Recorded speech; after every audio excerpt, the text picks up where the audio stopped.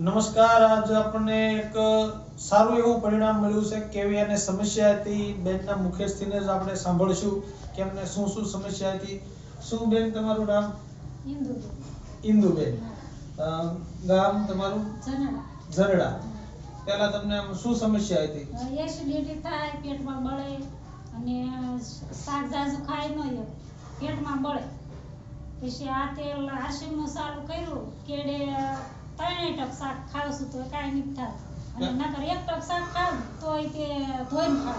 1 ટક શાક ખાતા તોય ધોઈને ખાવાનું.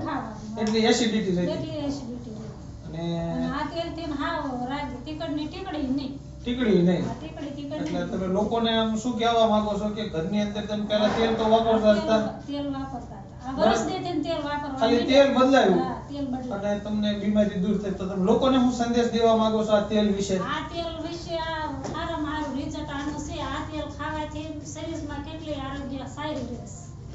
તો નમસ્કાર. જો આપણે જોયું કે લોકોને ખાલી ઘરની અંદર ખાલી એક તેલ બદલાવાથી આવા ફાયદા મળે છે. તો જય શ્રી કૃષ્ણ.